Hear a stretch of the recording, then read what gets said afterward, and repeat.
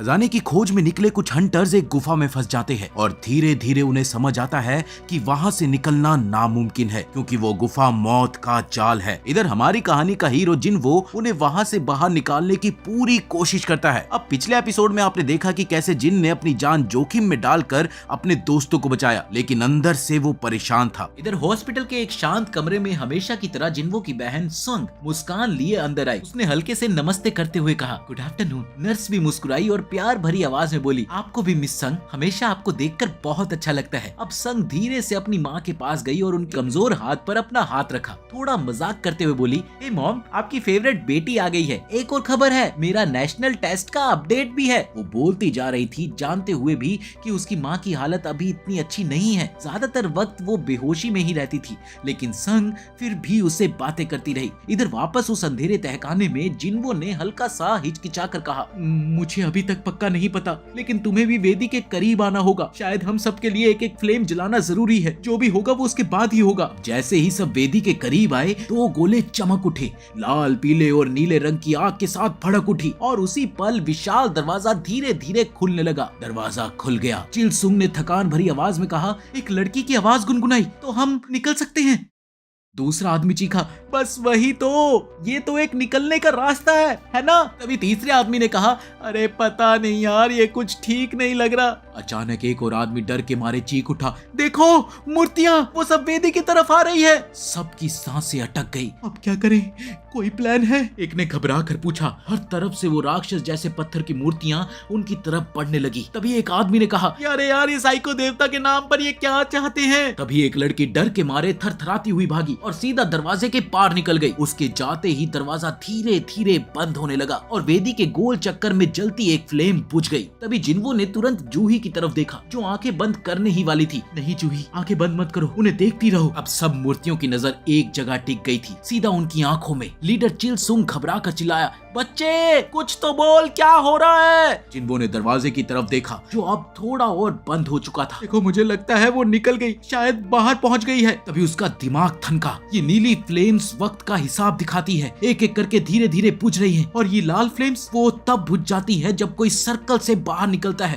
पहले हमें पूजना था, फिर हमने स्तुति की, और अब तीसरा अपना विश्वास साबित करना है। ये खुले हुए दरवाजा बस एक चाल है, डर के समुंदर में झूठी उम्मीद का जाल। शायद असली इम्तिहान यही है कि हम भागने की कोशिश ना करें। शायद विश्वास का मतलब ही यही है कि अपने डर पर काबू पाकर दरवाजे की तरफ दौड़ने की लालच को रोकना। उसकी सोच के साथ ही उसके सीने में गर्मी सी दौड़ गई। हाँ, यही है असली परीक्षा। अभी अचानक एक खामोशी टूट गई, जब एक आदमी के दिल में डर का तूफान उभर आया। उसकी आवाज कांप रही थी, दोस्तों मैं नहीं कर सकता, मैं नहीं कर सकता। उसने घबरा कर चिल्लाया और सीधा खुले दरवाजे की तरफ दौड़ गया। कसम खाता हूँ, मैंने कोशिश की थी, हे भगवान। जिन्वो का चेहरा सफेद पड़ गया। नहीं, हिम्मत भी मत करना हिलने की। उसके मन में एक और सोच बिजली की तरह आई, काश थोड़ा और समझ होती, थोड़ा और वक्त होता, तब तक सबको संभाल पाता। उसने गहरी सांस ली और बुलंद आवाज में बोला, सब शांत रहो। देखो, नीली फ्लेम्स धीरे धीरे बुझ रही है। ये एक टाइमर है, जब ये सब खत्म हो जाएंगी, हम बिना कुछ किए सीधा यहाँ से निकल सकते हैं। तब तक मूर्तियां हमें कुछ नहीं करेंगी,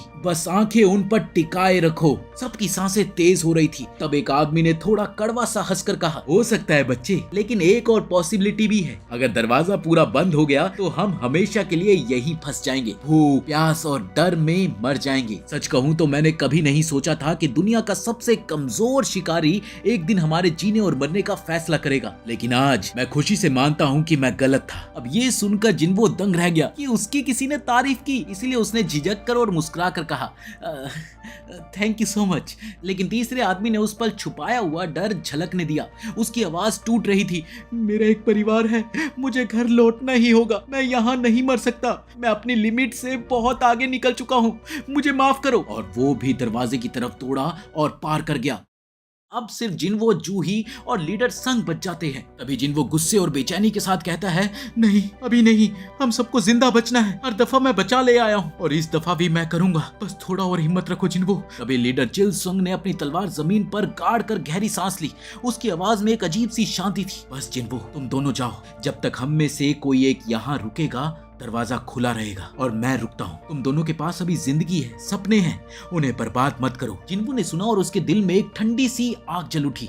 मिस्टर संग, संग ने मुस्कुरा कर कहा, हाँ मैं रुक जाऊंगा, तुम दोनों बचकर निकल जाओ। जूही क्या तुम इसे बाहर ले जा सकती हो? जूही ने तुरंत हाँ में सिर हिलाया, लेकिन अगले ही पल घुटनों के बल गिर गई। हाँ, ओ नहीं नहीं, माफ कीजिएगा, मेरे पैर साथ नहीं दे रहे। उसकी आवाज दर्द से कांप रही थी। चिल सुंग ने एक हल्की सी ठंडी हंसी छोड़ी। मैंने भी अपने आप को हद से ज्यादा खींच लिया। हीलिंग जीसस बनने की कोशिश का ये नतीजा है। जिन्वो ने जोर से पुकार कर कहा, आप जाइए, जूही को ले जाइए और बच जाइए। चिल सुंग ने उस पर घूर कर देखा। हे भगवान, क्या तुमने मेरी एक बात भी नहीं सुनी? तुम्हारे पैर की आधी टांग कट चुकी है, तुम इसे कैसे उठा कर ले जाओगे? अब इधर जिन्वो का चेहरा सख्त था। हम इतना टाइम बर्बाद कर रहे हैं, आप ही जाइए। जूही ने धीरे से टूटी फूटी आवाज में कहा, तो इसका मतलब मैं ही बेकार हूँ। ठीक है, तो मैं यहीं रुक जाती हूँ। अब जिन्वो उसके पास झुक गया और उसकी आंखों में एक जरा सी मुस्कान थी। मैंने तुमसे वादा किया था ना तुम्हें खाना खिलाने का। जिन्वो ने जूही को लूट में मिला हुआ पत्थर देते हुए कहा, इसे तुम मेरी तरफ से प्लीज खाना खा लेना, और जब मैं ग्रैंड एस्केप करके वापस आऊंगा तो बाकी बचे हुए पैसे वापस ले लूंगा। जूही की आंखों से आंसू निकल आए और उसने चीख कर कहा, तुम मजाक कर रहे हो इस वक्त? लेकिन उसके कहने से पहले ही लीडर चल सुंग ने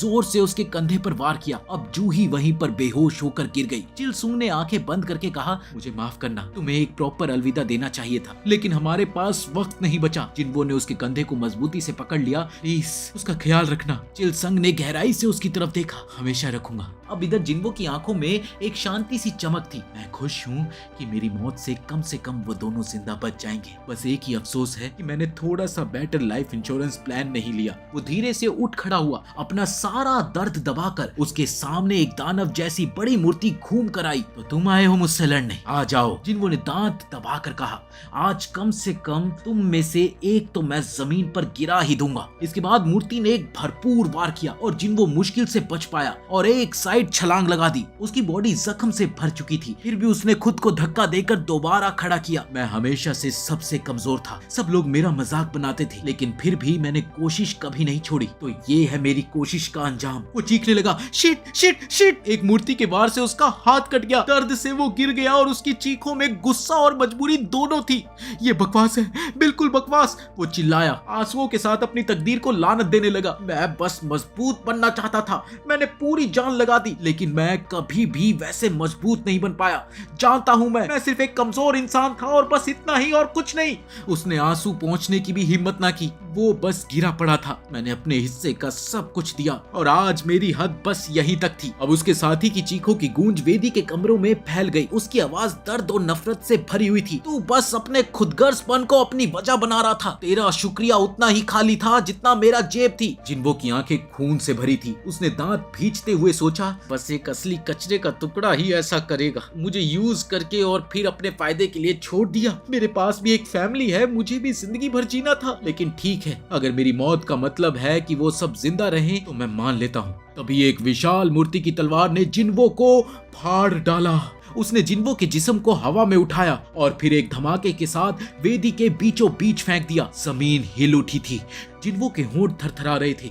उसकी आंखें आधी बंद थी, लेकिन अंदर से चीख रही थी, तुम कैसे सोच सकते हो? तुम जैसे एक बेवकूफ, दिखावे के धार्मिक, कपटी कहीं के सामने कुछ और, अंदर से कुछ और। नहीं, मैं नहीं मरना चाहता, मैं एक और चांस चाहता हूँ, सिर्फ एक और मौका। उसकी सांसें भारी हो गई और उसके खून के बीच से एक अजनबी रोशनी जगने लगी। आवाजों में उदासी थी, लेकिन उसी के अंदर एक नई ताकत, एक नई किस्मत की चिंगारी भी जल रही थी। दर्द से कराहते हुए जिन्वो वेदी पर गिरा हुआ था और चारों तरफ खून ही खून था। बड़ी बड़ी मूर्तियां उसे घेरे बनाए खड़ी थी और तभी एक भयानक वार पड़ा जिसने जिन्वो को बेहोश कर दिया। काश मुझे एक और मौका मिलता। बस ये उसके आखिरी शब्द थे। लेकिन जब उसकी आंखें खुलती है तो वो अस्पताल में पड़ा होता है। क्या सच में मैं अस्पताल में हूँ? अरे मेरा हाथ, मेरे पैर भी बिल्कुल ठीक है। वाह, मेरे सीने का घाव भी बिल्कुल गायब। तो क्या ये सब कोई डरावना सपना था? अभी एक अजीब आदमी अपने सहायक के साथ अंदर आता है। वो बोलता है, बहुत अच्छे, तुम पहले से ही होश में हो। जिन्वो हैरान होकर कहता है, तुम कौन हो? वो अजनबी अपना परिचय देता है, मैं हूँ जिनचो रूल, शिकारी शांग की निगरानी दल का टीम मैनेजर। अच्छा, जिन्वो घबरा कर कहता है, लेकिन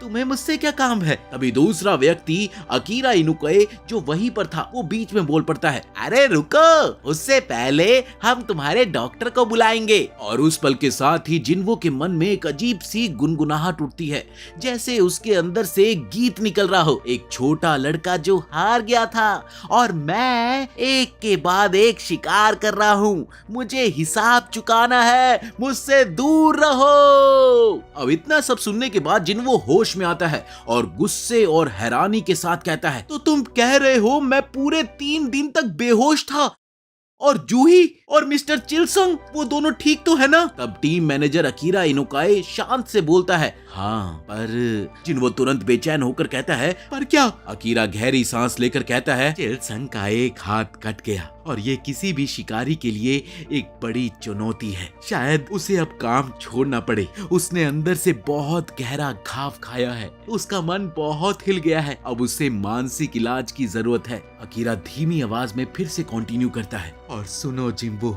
उस तहखाने में जो 13 दल गया था उसमें कुल 13 शिकारी थे, लेकिन बचकर वापिस आए बस 6, सिर्फ 6। हाय। अकीरा ने गहरी सांस ली और धीरे से बोला, जिन्बो हमें सब पता है कि शिकारी का काम कितना खतरनाक होता है, लेकिन इतनी दुखदाई मौत ये बहुत ही कम देखी गई बात है। और फिर इसमें सबसे अजीब बात तो ये थी कि जब दूसरी टीम जिंदा बचे हुए लोगों को बचाने के लिए वहां पर पहुंची तो उसने देखा कि बस तुम वहां पर जमीन पर गिरे हुए थे और जिस मंदिर के बारे में बताया गया था वो तो वहां था ही नहीं, और जिन मूर्तियों ने तुम्हें घेरा था उनका भी कोई निशान नहीं, सिर्फ तुम बेहोश पड़े थे वहां पर। ये सब सुनने के बाद जिन्वो ने बस धीरे से कहा, दूर रहो। अकीरा ने घबरा कर कहा, यकीन मानना मुश्किल है पर जो बयान मिले थे उनमें कोई भी उलझन नहीं थी। हमने सब मरने वालों के अवशेष भी वहीं से बरामद किए, बस इसी वजह से हमारे शक की सुई तुम्हारे दल पर कम हो गई। अब फिर एक पल के बाद उसने झिझक कर कहा, और एक बात और है, ये सिर्फ अनुमान है, लेकिन जिन्वो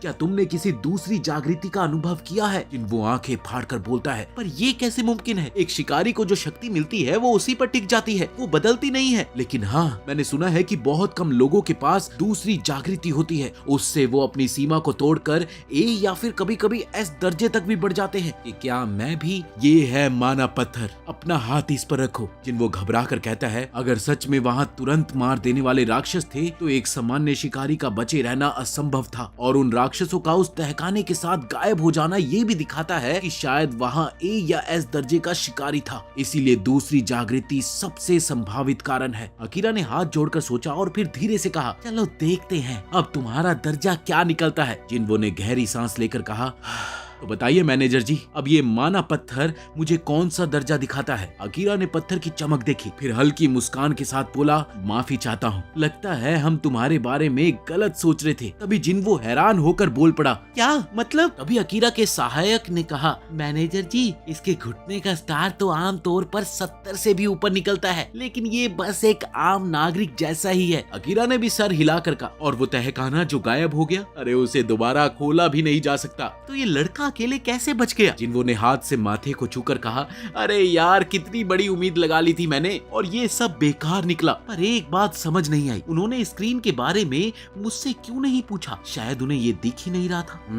तो मतलब ये टच स्क्रीन भी नहीं है, ये पहली बार तो उस तहखाने में ही सामने आई थी। और उसी वक्त जिन्वो की सोच चाइना की तरफ मुड़ गई। वहाँ उसकी बहन गुस्से और चिंता से उससे कहती है, तुम्हें अपना ज्यादा ध्यान रखना चाहिए, तुम्हें पता भी है मैं तुम्हारी वजह से कितनी परेशान रही हूँ।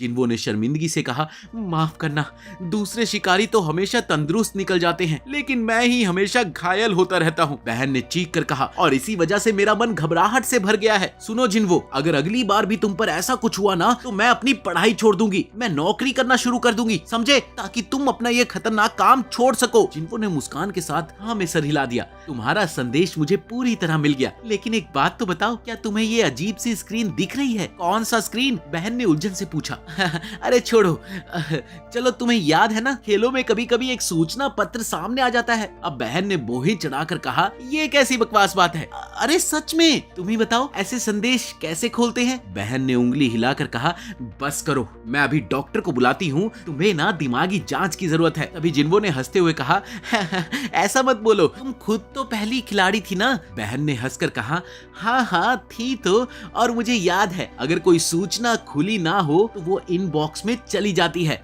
समझ गया। जिन्वो ने आंखें चमकाकर कहा, तो मतलब मुझे अपना इनबॉक्स खोलना होगा। तुमने गेम्स की बात अचानक क्यों छेड़ी? जिन्वो ने हल्की हंसी के साथ कहा, अरे वो अस्पताल में और करना भी क्या है। हाँ, मुझे याद है कि पहले भी ये खेलरी वाली बात कही गई थी। बहन ने गहरी सांस ली और कहा, तो तुम ठीक लग रहे हो, मैं चली, बाद में मिलती हूँ। और मेरी बातों का ध्यान रखना, वरना। वो अस्पताल के बाहर अपनी सहेलियां सोंग यी से मिलती है और धीरे से बोलती है, चलो तैयार हो ना सोंग यी। इस तरफ जिन्वो के सामने अचानक से चमकती हुई स्क्रीन खुल गई और उस पर अजीब शब्द लिखे थे, ये व्यवस्था तुम्हारे विकास में मदद करने के लिए बनी है। अगर तुम इसके नियम ना मानो तो तुम्हें दंड मिलेगा। तुम्हारा इनाम अब भेजा जा चुका है। जिन्वो की आंखें फटी रह गई। अभी अगला संदेश सामने आया, रोज का अभ्यास प्रशिक्षण प्रस्तुत हो चुका है। उठक बैठक, झुके उठना, दौड़, ये सब कुछ। अगर तुमने ये रोज का अभ्यास पूरा ना किया तो तुम्हें दंड मिलेगा। तभी जिन्वो चीख पड़ा, अरे बाप रे, ये सब क्या मजाक है? अस्पताल के मरीज के पास इतनी कहां से ऊर्जा आएगी? ये हो क्या रहा है मेरे साथ? अब इसी दौरान दूसरी तरफ टीम मैनेजर अकीरा फोन पर बात कर रहा था। नमस्कार चेयरमैन गु, हमने शिकारी जिन्वो संघ से अस्पताल में मुलाकात की और हमें मानना पड़ेगा कि हम गलत थे। चेयरमैन गु ने गहरी सांस में कहा, समझ गया। अच्छा हुआ कि ये घटना तहखाने के टूटने में नहीं बदली, लेकिन फिर भी इसने बहुत सारे प्रश्न बिना उत्तर के छोड़ दिए हैं। अकीरा ने हाँ में सर हिलाया। बिल्कुल सही कहा सर, ये एक ऐसी घटना है जो पहले कभी नहीं हुई। चेयरमैन गु ने धीरे से कहा, जब तहखाने की बात आती है तो रहस्यों की कमी कभी नहीं होती। इस घटना को एक विशेष मामले के रूप में दर्ज करो और डेटा बैंक में डाल दो। आगे जाकर इसकी जांच होगी। जिसके जवाब में अकीरा ने कहा, जी अभी करता हूँ। थोड़ा सोचने के बाद अकीरा ने कहा, लगता है दिन बहुत लंबा होने वाला है। अब इधर कुछ दूर एक और कार्यालय में गिल्ड चीफ एक लड़की से बात कर रहा था। तो अगले बी दर्जे की रेड के लिए तुम्हारा क्या विचार है? क्या तुम हमारे लिए एक शिक्षक की भूमिका निभाओगी? Miss Chiang. ये सुनकर मिस चियांग चौंक गई। शिक्षक पर क्यों? देखो, ये रेड हमारे नए स्टूडेंट्स के लिए कसौटी होगी, इसलिए मैं चाहता हूँ कि तुम भी वहाँ पर रहो। अगर तुम तैयार हो तो। मिस चियांग ने झिझक कर कहा, मुझे नहीं पता कि मैं कितनी अच्छी गुरु बन पाऊंगी। चीफ ने मुस्कान के साथ जवाब दिया, तुम बस वैसे ही लड़ना जैसे तुम हमेशा लड़ती हो। तुम्हें अलग से कुछ दिखावा नहीं करना। तुम्हारे काम को देखकर ही नए लोग सीख जाएंगे। तुम्हारी प्रतिभा खुद एक सबूत है। हमारी सांग देश की 5 सबसे बड़ी सांगों में से